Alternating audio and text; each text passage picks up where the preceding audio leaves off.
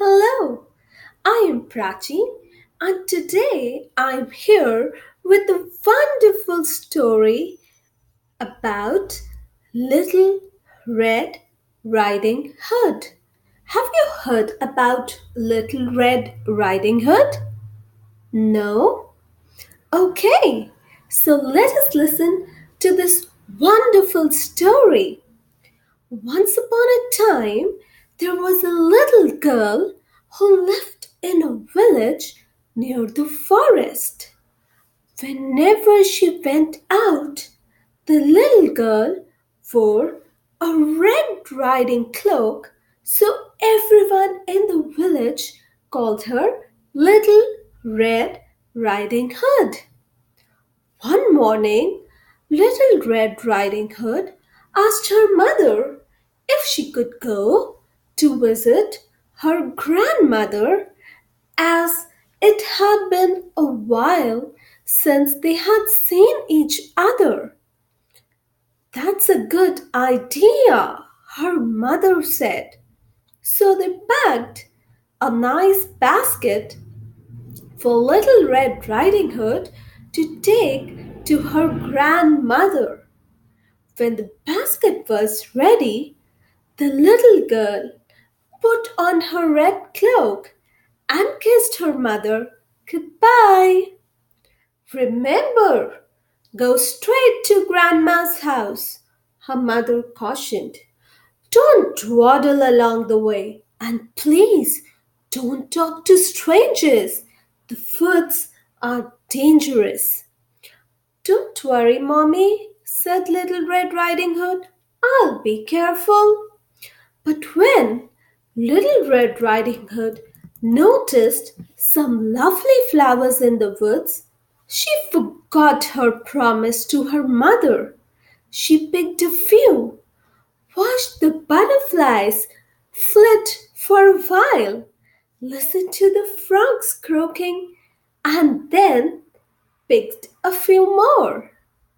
Little Red Riding Hood was enjoying the warm summer day so much that she didn't notice a dark shadow approaching out of the forest behind her. Suddenly, the wolf appeared beside her. What are you doing out here, little girl? The wolf asked in a voice as friendly as he could muster. I am on my way to see my grandma, who lives through the forest near the brook. Little Red Riding Hood replied. Then she realized how late she was and quickly excused herself, rushing down the path to her grandma's house. The wolf, in the meantime, took a shortcut. The wolf, a little out of breath from running, arrived at Grandma's and knocked lightly at the door.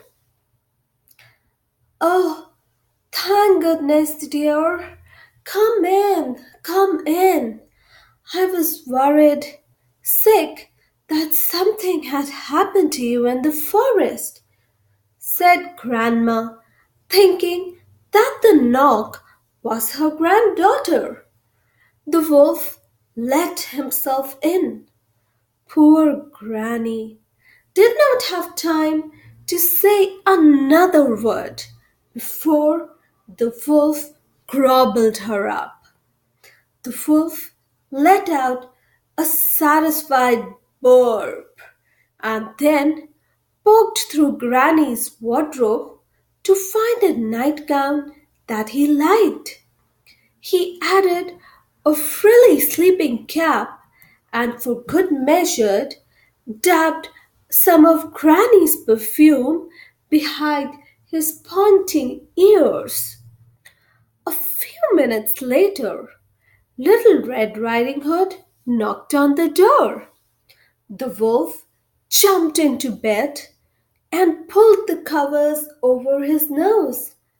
Who is it? He called in a crackly voice. It's me, Little Red Riding Hood. Oh, how lovely! Do come in, my dear, croaked the wolf. When Little Red Riding Hood entered the village cottage, she could scarcely recognize her grandmother.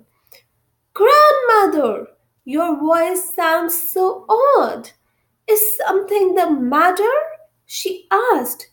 Oh, I have a touch of cold, squeaked the wolf, adding a cough at the end to prove the point. But, grandmother, what big ears you have, said Little Red Riding Hood as she edged closer to the bed. The better to hear you with, my dear, replied the wolf. But, grandmother, what big eyes you have, said Little Red Riding Hood. The better to see with you, my dear, replied the wolf. But, grandmother, what big teeth you have, said Little Red Riding Hood, her voice quivering slightly. The better to eat with, my dear, roared the wolf, and he leapt out of the bed and began to chase the little girl. Almost too late, Little Red Riding Hood realized that the person in the bed was not her grandmother, but a hungry wolf. She ran across the room and through the door, shouting, Wolf, help, help, as loudly as she could. A woodsman who was chopping logs nearby heard her cry and ran towards the cottage as fast as he could. He grabbed the wolf and made him spit on the floor. Poor grandmother, who was a bit frazzled by the whole experience, but still in one piece. Oh, Grandma, I was so scared, sobbed Little Red Riding Hood. I'll never speak to strangers or dawdle in the forest again. There, there, child, you have learnt an important lesson. Thank goodness you shouted loud enough for this kind woodsman to hear you. The woodsman knocked out the wolf and carried him deep into the forest where he wouldn't bother people any longer. Little Red Riding Hood and her grandmother had a nice lunch and a chat for a long time. Did you like the story? I hope so. For more stories like this, subscribe to my channel. Thank you.